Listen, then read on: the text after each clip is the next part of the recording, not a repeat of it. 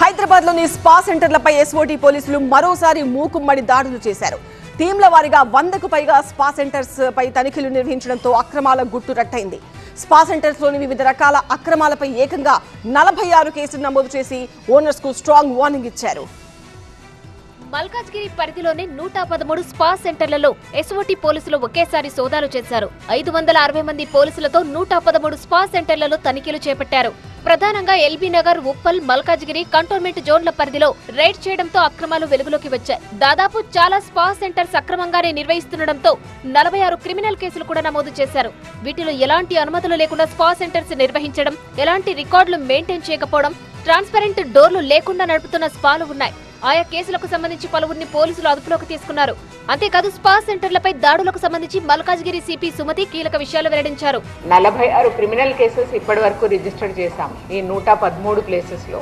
ఈ 46 criminal cases లో permissions లేకుండా ఆపరేట్ అయినవి 14 ప్లేసెస్ ఉన్నాయి. అంటే ఏ రకమైన పర్మిషన్ లేదు.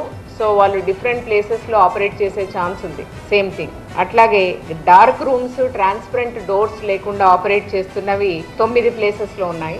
అరెస్టు చేసిన వారిలో 8 మంది పాత నేరస్తులు కూడా ఉన్నారన్నారు సిపి సుమతి. కేసులో నమోదైనా కూడా ప్లేసులు మార్చి వేరే చోట కూడా స్పాలు నిర్వహిస్తూ అక్రమాలకు పాల్పడుతున్నారని తెలిపారు.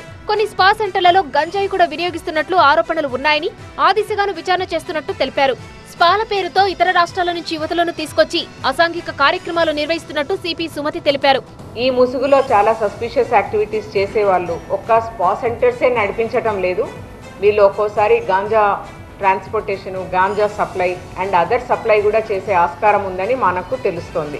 వేరే రాష్ట్రాల వాళ్ళు ఇప్పటి వరకు ఐడెంటిఫై అయ్యారు. అస్సాం రాష్ట్రం ఉన్నారు, తర్వాత నార్త్ ఈస్ట్, ఇంకా మనకు కరెక్ట్గా ఏ రాష్ట్రం అన్నది తెలియవలసి ఉంది. నార్త్ ఈస్ట్ వాళ్ళు ఉన్నారు, కర్ణాటక వాళ్ళు ఉన్నారు, ఆంధ్రప్రదేశ్ వాళ్ళు కూడా ఉన్నారు. ఇప్పటి వరకు మనకు తెలిసింది అది. ఇంకా మనము వెరిఫై చేస్తే తెలియవచ్చు. మరోవైపు స్పా సెంటర్స్ కి బిల్డింగ్లను రెంట్కిస్తున్న ఓనర్స్ ను కూడా పోలీసులు విచారించారు. కొందరు ఓనర్ల తీరుపై సీరియస్ అయ్యారు. మొత్తంగా హైదరాబాద్ లోని స్పా సెంటర్స్ అక్రమాల వ్యవహారంపై పోలీసులు ఉక్కుపాదం మోపుతున్నారు.